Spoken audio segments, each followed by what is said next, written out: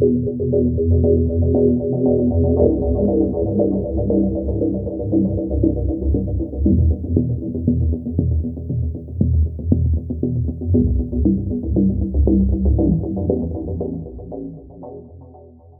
so in 1 minute, I want you to introduce yourself to us, mention your name and introduce yourself to us and tell us why you are here.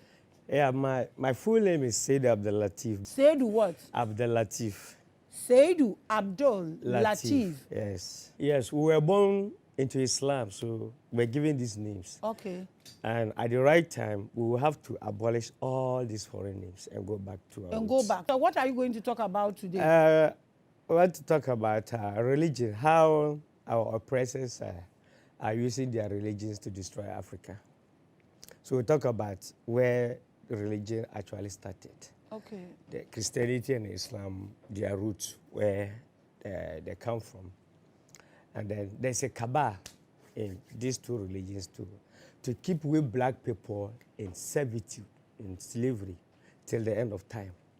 And we thank God that this is the age of awakening and more information are popping up. Okay, so let's start from Islam. Yeah. You said your topic is religion is destroying Africa. Both Islam and Christianity is idolatry. Yeah, they are idolatry. This is a serious topic. Yes. They said we are God's children. We fear God the most. So they should pass through religion and tell us that Allah abhors spirituality. So we shouldn't delve into spirituality as Muslims. Then through Christianity, they told our Christian brothers and sisters that our idols and fetishism and what have you are blasphemous. So she threw them away. But they are grossly engaged in them. When you go to Arabia, they've entered into the covenant with Allah. And they have coerced the whole of Arabia to worship that Allah. This was done by one King Saud. He fought the other tribes and then composed them into a country called Saudi Arabia. So when you are powerful, a powerful king, you have legions of army, you can transcend other continents and countries, conquer them, coerce them to worship that idol, and you will take the benefit. And that is exactly what they did to us. So if you look at Islam and Christianity geographically on the African continent, it is a straight line that is dividing Africa into two equal parts. The northern part of Africa being predominantly Muslims and the southern part being predominantly Christian. This is not natural. Because if Islam was to invade Africa, it would have come through the east from Saudi Arabia. And if Christianity, which originates from Italy, Rome, was to invade Africa, it would have come through the north. But it's rather the opposite. So that means this was deliberate. This was a deliberate attempt. So all Muslims, including me in Africa, we are worshiping the Arabian God. And all Christians in Africa are worshiping the European God, who is Jesus. The Arabian God is Allah, and the European God is Jesus. So unless we discover the truth, that's why a lot of people are saying this is the age of awakening. We will ban Islam and Christianity in this country. You said you were a Muslim. Yes. We should ban your own people. Speaking the truth against your own religion has nothing to do with atheism or evil. Because your religion could be false religion, or it could be indoctrinated, or the people in the religion could be led astray, if only what you are saying is the truth. So we should ban them and do what? We should close all churches and mosques. And then we can even turn them into factories and what have you. Then we should change all our names back to our ancestors. The very person who enslaved your ancestor, your forefather, is the same person who came and taught you your religion and your concept of God. Do you think the person will tell you the truth? Yes. These Arabians were those who enslaved our forefathers. They even castrated them. And it's these same people who came and they taught us our concept of God. And they are telling us Allah is the creator. That is what they are supposed to do. So when they brought Christianity to Africa, our forefathers knew the secret. They told them, you are not those to teach us who God is. We knew God before you. The white people didn't know anything. So they gave them order to war with them, conquer them, and coerce them into the religion. So we have two forms of Christians. The false religion, which they've converted a lot of people into it. So you are just there wasting your time. You raise your hand to pray to a false God. You're praying to nobody.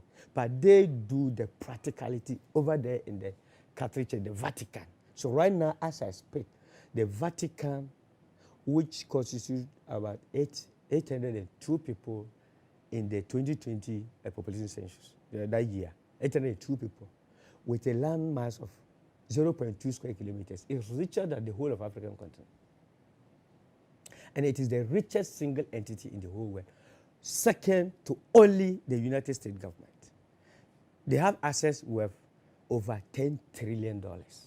Because when they opened the churches worldwide, when the tithes were coming, they didn't spend them, they invested them. And they also do the practicality over there to get what they want. And they told you, you should raise up your hands and pray. So we have prayed up to date, we've got nothing. And we are not even asking ourselves, is it these people, haven't they lied to us? So when they saw that religion was fetching them a lot of money, they excluded themselves from the country Italy. Even Vatican is a suburb of Rome. So when they saw that Christianity was fetching them a lot of money, they said they are a sovereign state. So they built a wall around them. And if you want to move from Rome into the Vatican, you must go and acquire a visa. And they invested the money. And now they are super rich. And they don't even care about African Christians who are wallowing in poverty. They don't dig gold, diamond, bauxite, nothing, no mineral resources in Italy, no crude oil. How come that a small suburb is richer than the whole of African continent? Through religion.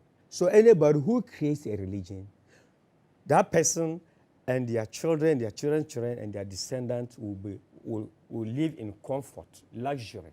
They'll be enjoying lives on this earth till the end of time.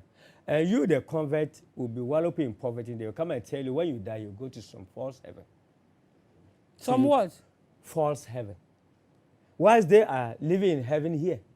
So when the Vatican, the Catholic Church was amassing wealth, others came to realize it. Britain and America saw that there was something secret they were keeping from them. So they also severed themselves and formed the Anglican Church, English American Church.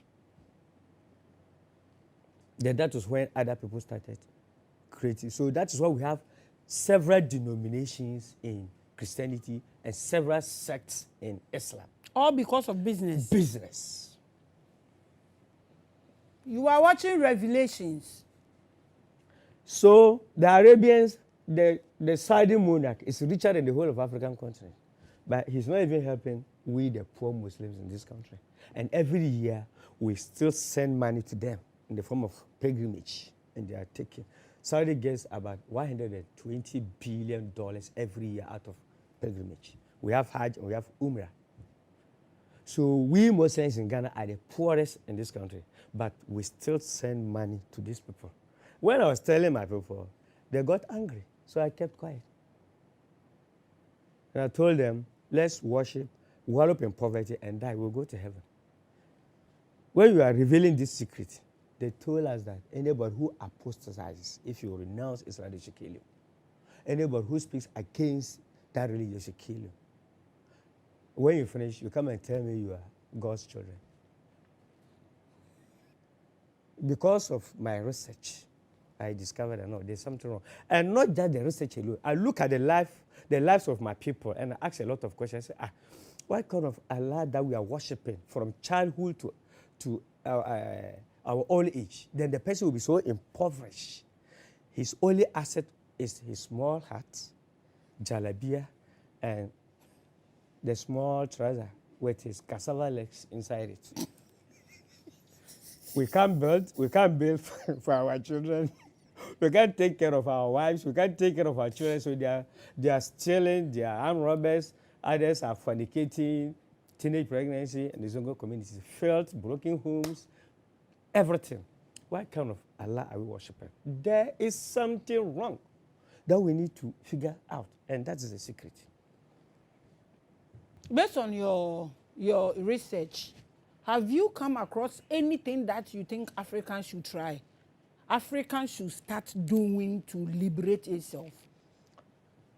We have a lot, but the problem is we have been conditioned, we call it mental slavery. We have been mentally engineered to self-destruction. So Africa is heading towards an apocalypse, but we don't know. So we need to undo the mental engineering. But who is to do it? Because they have been murdering our prophets. Anytime a prophet rises up to move black people out of their doldrums, they can't murder him. So they shut down Martin Luther King, Marcus Garvey, Steve Biko, Patrice Lumumba. They murdered all of them. Because if Africans unite, there's no country that can fight us. But this secret, this common sense has eluded us because they damage our brains with their religion, with the Quran and the Bible. These things you can use to develop your country, the same thing you can use to destroy people. They use them to develop their country because when you go to Europe, if you don't take your child to school, they arrest you. In the Quran, it says, looking for knowledge is compulsory for believer man and woman. And the Bible says, for the lack of knowledge, my people perish.